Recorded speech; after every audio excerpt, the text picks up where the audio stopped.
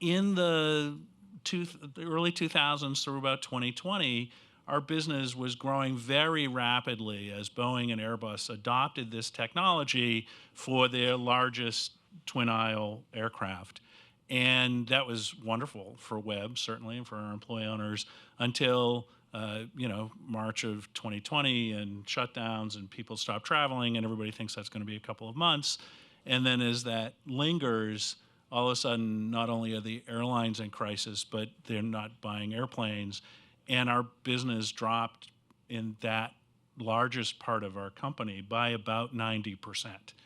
And that's obviously something that's any company would find challenging. We were really lucky that our medical device business we were the only contract manufacturing company in the United States making what we used to call lateral flow immunoassays, but we now all know of as like a rapid test, right? And Becton Dickinson came to us and said, would you make all our COVID tests for North America? And we were really excited about that, and we had to pivot. We're in 8 locations around the world, and this was a operation that we had in Massachusetts that had 50 employees. And from the time we got that inquiry in April to getting qualified by the FDA in June, starting production in July, we began pivoting and ramping our medical device business as we were ramping down our aerospace business, our global aerospace business. That plant went from 50 to 650 people over the course of 6 months.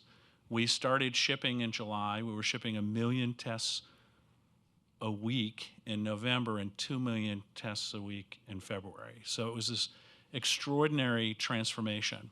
Our German employees, so our international employees can't be in the ESOP, but we create plans that mirror the ESOP that include our international employees. And our German employee owners, during COVID, pre-vaccine, got on airplanes, moved to hotels in Massachusetts, away from their families during this crazy medical global crisis, and ran our third shift, making tests. Our corporate office employees would work in Marlborough, right down the street from this plant, during the day and do their accounting and finance and legal work and whatever, and then would come and work at night and pack COVID tests. Family members of our employees would show up and pack, I know I'm an expert, and I was Station 5 in the kitting line. And in Station 5, my job was to take a bunch of swabs and put them in the kit, right? Like just over and over and over again all night long. I was very good. That was the only station that I was allowed to do. But put me on another station. It wasn't a good outcome. But this is what, like, when it's your business, when your company is at stake, when your company won't be there if you don't do this, this is what happens, right? So our business was saved in this crisis by the fact that we had a great employee ownership culture.